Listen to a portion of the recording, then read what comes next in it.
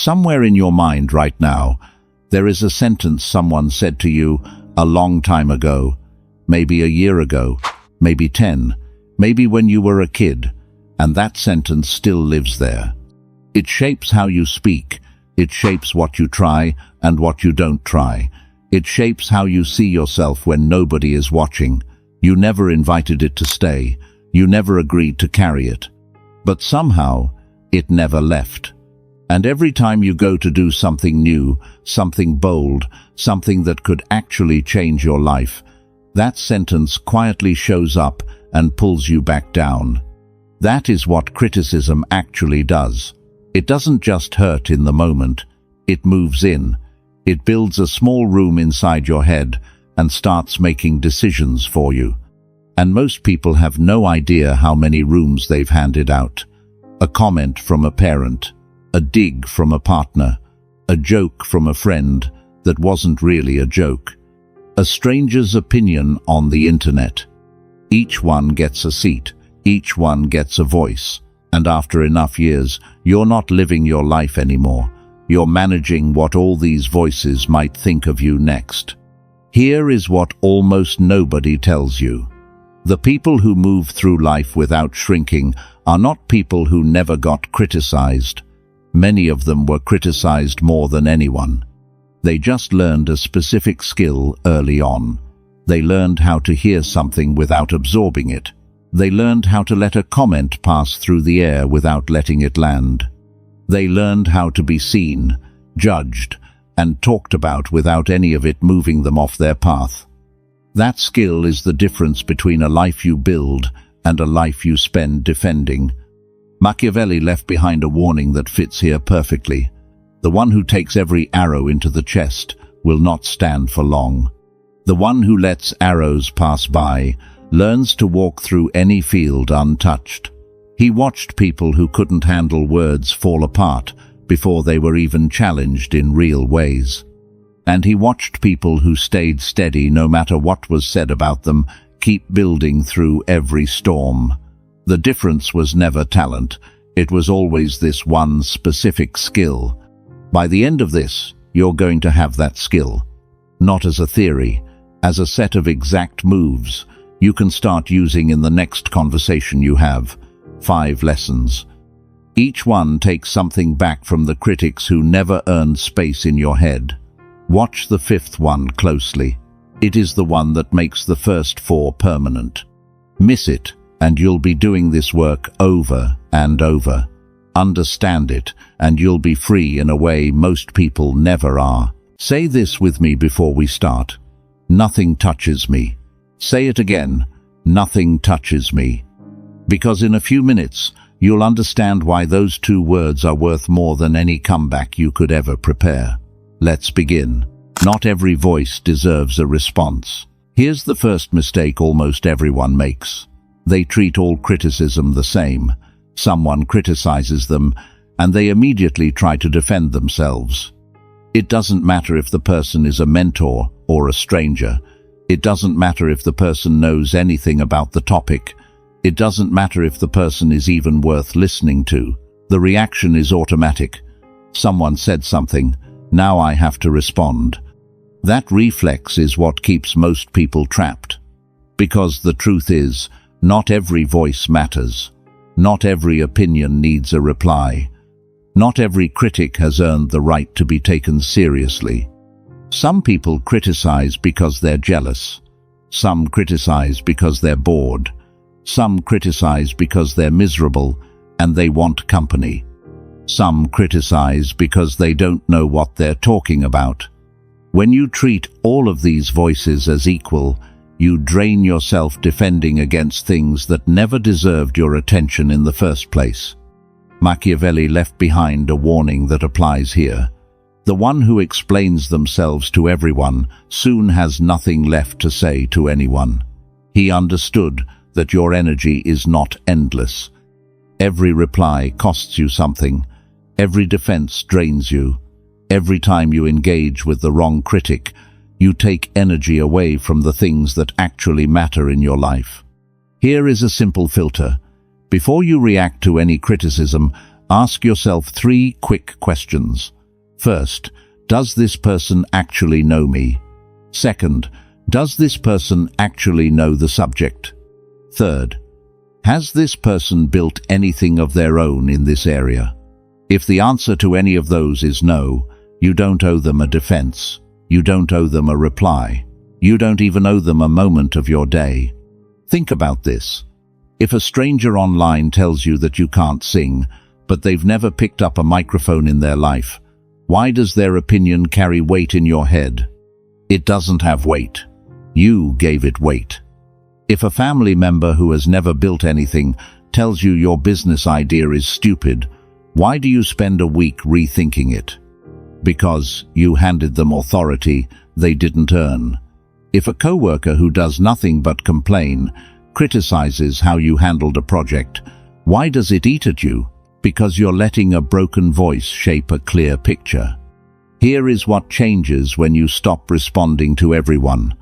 Your energy comes back, your focus sharpens, your inner voice gets louder because you're not drowning it out with 100 other people's opinions. You start to notice that most criticism was noise the whole time, and once you can tell the noise from the signal, you become almost impossible to shake. From now on, filter. Not everyone gets access to your inner world. Not every voice deserves a response. Some criticism deserves your attention. Most doesn't. Learn the difference, and half of what used to hurt you will stop touching you at all. Learn to sit with the sting.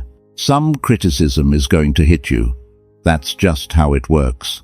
No matter how strong your filter is, sometimes a comment lands, maybe from someone close to you, maybe from someone whose opinion you actually respect, maybe from someone who accidentally said something true. When that happens, you feel it in your chest. Your face gets warm, your stomach tightens.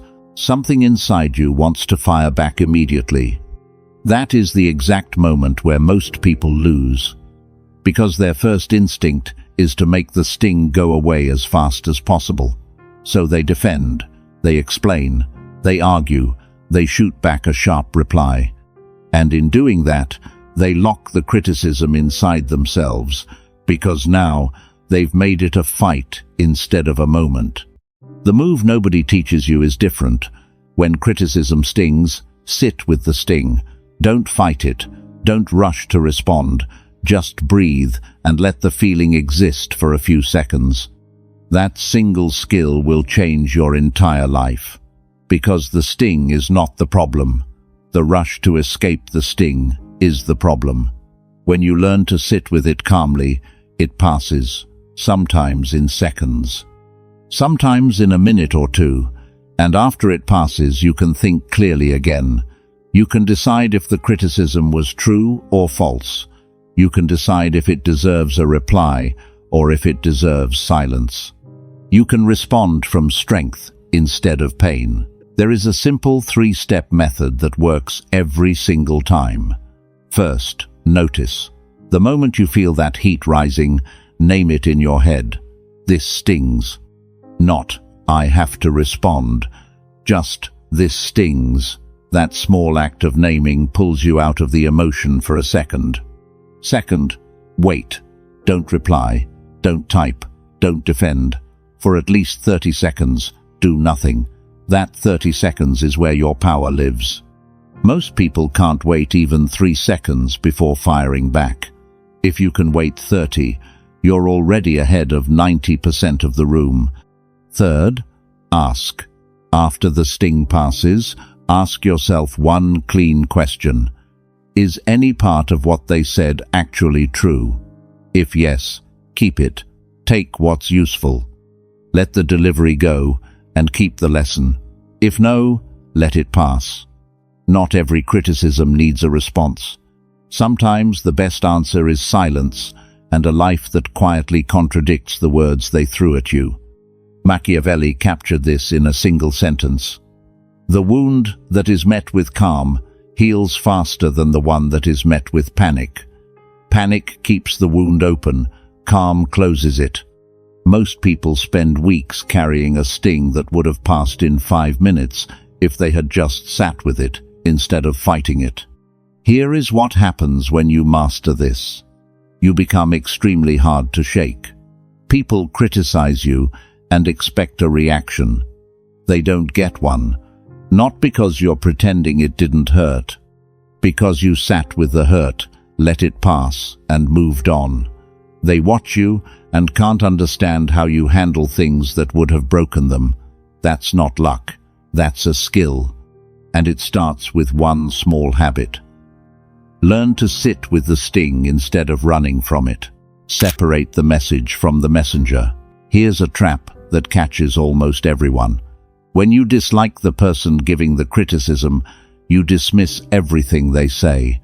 When you like the person giving the criticism, you accept everything they say. Both of these habits are dangerous, because the truth of a piece of criticism has nothing to do with who said it.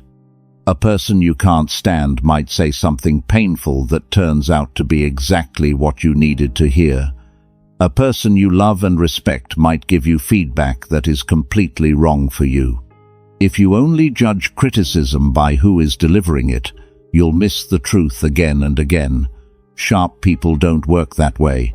They separate the message from the messenger. They look at what was said without letting their feelings about the speaker cloud the words. Let's break this down clearly. If someone you don't like criticizes you, your first reaction will be to dismiss it. That's ego talking. But sometimes the people who don't like you see things about you that the people who love you refuse to notice. Not because they want to help you, but because they aren't blinded by wanting you to feel good. Their criticism might be delivered cruelly, but there could still be a piece of truth in it. Your job is to hold your feelings aside for a moment and look at the words. Is any of this real? If yes, you've just been given free information most people would refuse to accept.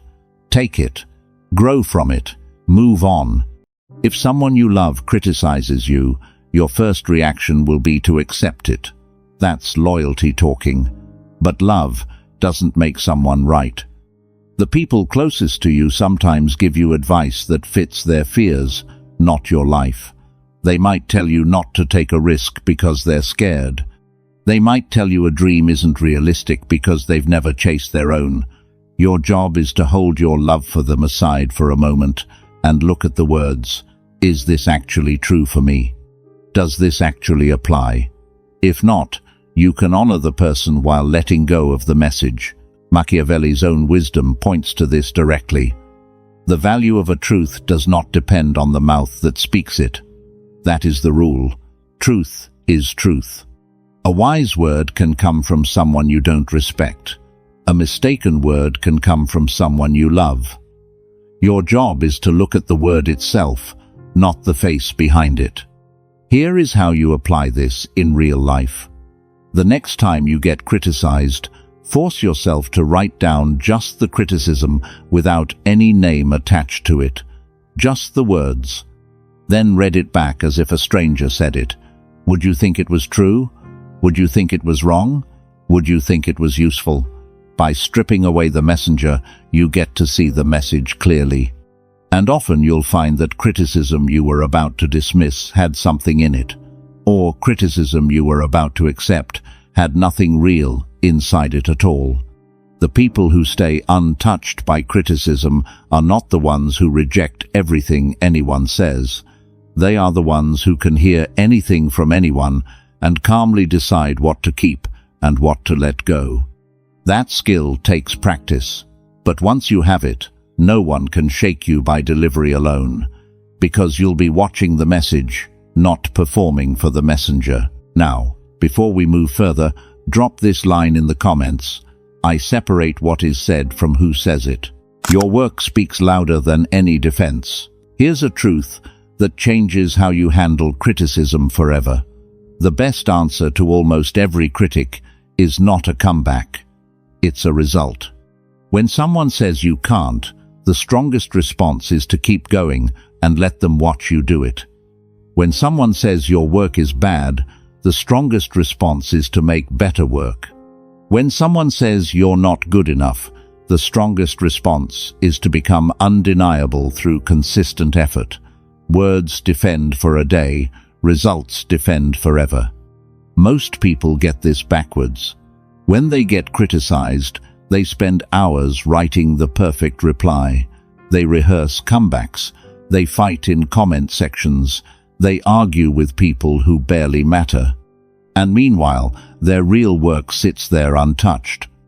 Every minute they spend defending is a minute they didn't spend building. So the critic wins twice. They took your peace, and they took your time. Sharp people flip this. Every criticism becomes fuel for the work, not fuel for the fight. They hear the criticism, note it, and get back to building. They know that in 90 days, 6 months, a year, the noise will be forgotten, and the results will be what remains. They play the long game while everyone else is stuck in the short one. Think about this in your own life. How many people who criticized you 5 years ago do you even remember today? Now, how many of the things you built in those 5 years still exist? The comments faded. The work stayed. That's the pattern almost every time. Loud criticism has a very short life. Real work has a very long one. Choose which one you're going to feed with your time and energy. There is a saying that has stayed alive for centuries. Do the work. Let the work do the talking. It has lasted because it captures something almost no one wants to accept. Talking about who you are is weak. Being who you are through your actions is strong. If you have to convince people you're smart, you probably don't look smart. If you have to convince people you're capable, you probably don't look capable. But if you show up every day and build, the proof is undeniable. Nobody argues with a track record. Nobody argues with results. Nobody argues with someone who just keeps going. Machiavelli understood this exact pattern. The one who answers with action needs no other words. That is the deeper rule. Every hour you spend fighting a critic in words is an hour stolen from the work that would have silenced them without a single word from you. When you shift your energy from defending to building, your entire relationship with criticism changes. You stop caring what people say because you're too busy building something they can't argue with. Here is what to do the next time criticism hits. First, note it. If there's something useful, keep it. If not, let it go. Second, redirect that energy into your work. Same day, same hour if possible. Take the sting and put it into effort. Third, keep going. Not for a day, not for a week. Consistently. Let months pass. Let a year pass. Let your work stack up quietly while the critics move on to easier targets. Eventually, you look up and realize the noise is gone. The people who doubted you are quiet now, and what stands in front of you is the life you built while they were busy talking. That is how you become untouched by criticism, not by having the perfect reply, by having a life that answers louder than any voice ever could. Build a self so solid that no opinion can shake it. This is the final point. And this is the one that ties every other point together. Without it, the first 4 only work halfway. With it, they become permanent. Here's the deepest truth about criticism. Criticism can only shake you if there is something inside you that agrees with it. Read that again. If a stranger walks up to you and tells you that you have 3 eyes, you don't spiral into self-doubt. You laugh. You know it isn't true. Their words don't touch you because nothing inside you agrees with them. But if the same stranger tells you that you're not good enough, or you're not smart enough, or you'll never make it, and it lands, that landing is telling you something. It's telling you that a part of you already believed that. The criticism didn't create the wound. It touched a wound that was already there. This is why some people can hear the same criticism you got and be completely unaffected. It's not that they're stronger, it's that they don't have the internal doubt to match the outer voice. Their inner self is solid, Their picture of themselves is clear. So when someone attacks that picture from outside, it bounces off. Nothing inside them reaches out to catch it. Building this kind of inner solidness is the master skill, and it doesn't happen from one video or one moment of motivation. It happens from a slow, steady practice of getting clear about who you are, what you're doing, and why you're doing it. Not what others want you to be, not what looks impressive, who you actually are. Here is how you start. First, know your values. Really know them, not the ones you were told to have, the ones you actually feel are true. When you know your values deeply, criticism that clashes with them can't shake you. You just see it as noise. Second, know your direction. If you know where you're going and why, criticism about your path becomes irrelevant. People can say whatever they want. You've already decided. Third, keep the promises you make to yourself. Every promise you keep to yourself is a brick in the wall of your inner strength. Every promise you break is a brick removed. Over time, the wall either becomes strong enough that nothing can knock it down, or it becomes weak enough that any small comment can cause it to crumble. Look back at the 4 points before this one. You filtered which voices deserve a response. You learned to sit with the sting. You separated the message from the messenger. You put your energy into the work. Every one of those skills becomes 10 times more powerful when your inner self is solid. But without an inner self that's solid, none of them last. You'll do them for a while and then slip back into old patterns the next time criticism hits. That's why this final point is the master point. There is a piece of Machiavelli's thinking that ties all of this together. The one who is grounded in themselves cannot be moved by the words of others. That is the truth. External strength without internal strength is a performance. It looks strong for a while, but it cracks under enough pressure. Internal strength doesn't need to perform, it just is. And once you build it, the world can criticize you all day long, and you stay standing, not because you don't hear the words, because the words have nowhere inside you to land. Now, the goal was never to become someone who doesn't feel criticism. The goal was to become someone who doesn't surrender to it. You will still hear the words, you will still feel the sting, and sometimes you may even question yourself. That's normal. What matters is what you do next. You don't give every voice authority, you don't react from emotion, and you don't waste your energy trying to prove yourself to people who haven't earned that power over you. When criticism comes, ask yourself one question: is there something here I can use? If there is, take the lesson. If there isn't, let it go.